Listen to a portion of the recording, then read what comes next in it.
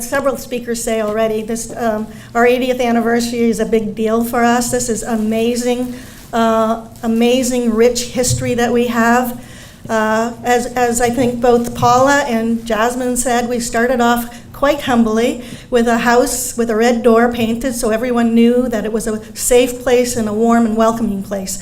From that, we now have 36 locations and growing. And so that's an amazing piece of rich history.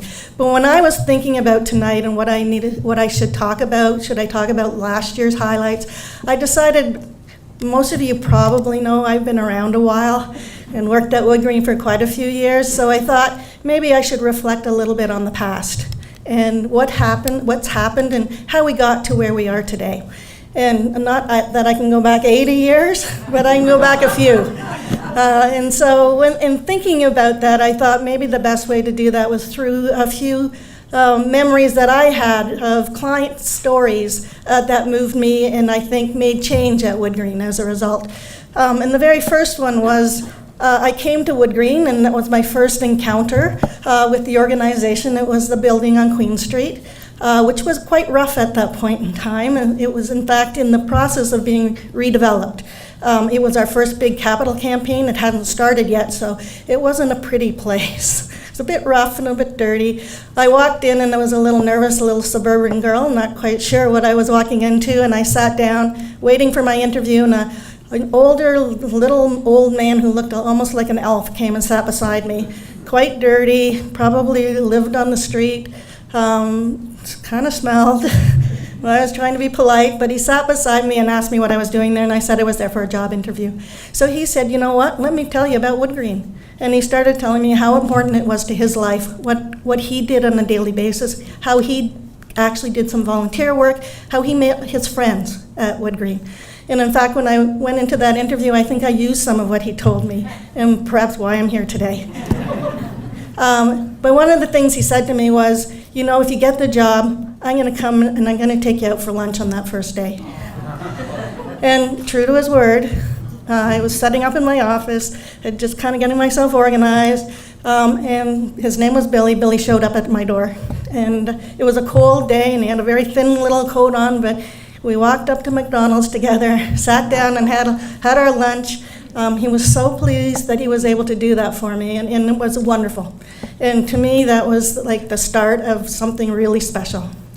And it was the people like Billy that we met along our way that we thought, you know, WoodGreen has a role to play here.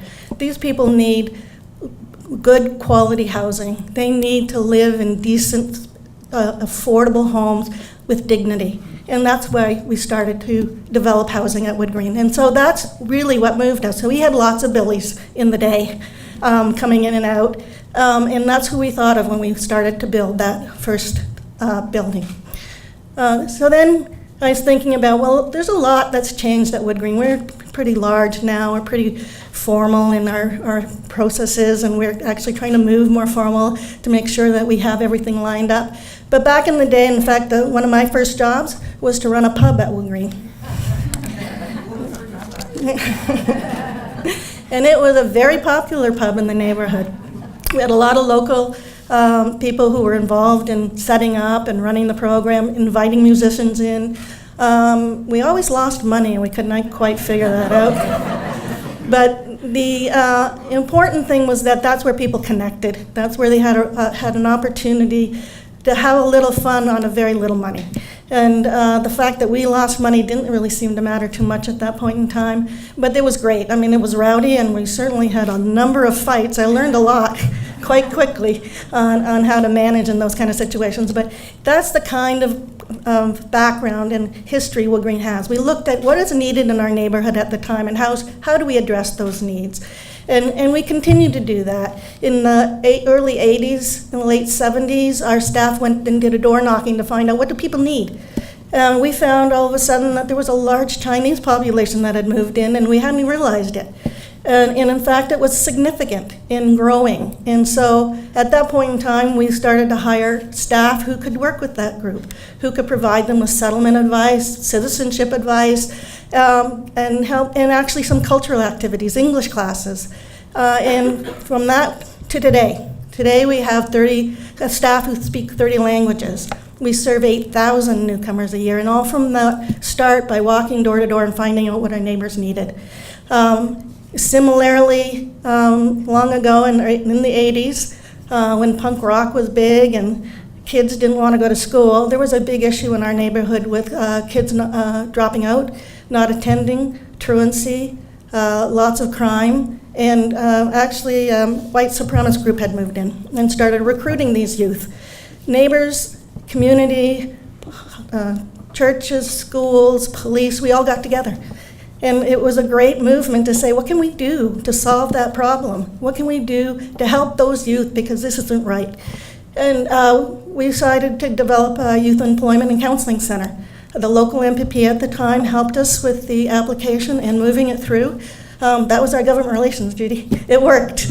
And we ended up with our employment center, which is we now have 3 employment centers across the site, serving more than 5,000. It's all, again, meeting needs in our community when they're needed most. And so our programs, I think, are interesting, they're unique, but we look to our clients to help us in developing that. And I think I made a big mistake because I didn't change it, someone else did. And so tonight, one of the things that we are really trying to do is not only talk about, obviously, our history, but also how we're operating today, what's important to our organization today. And so, if I do this right, this is our roadmap to 2020, our new strategy. It's in your annual report, so you can see that. And this is what's important to us. And to get there, these are our 5 priorities, and I think the most important priority there is the first one's client at the core. And for us, what that's going to mean is to take those stories we talked about, but then move them to another level.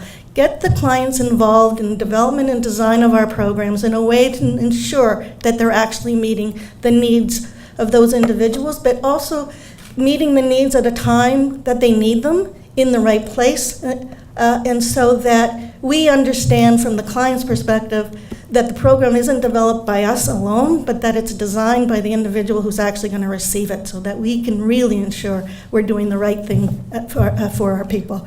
So tonight, we are very proud to be able to present to you 4 of our participants who are in fact involved in that kind of client co-design with us, who have stepped up to help us create the kind of programs that we should be having.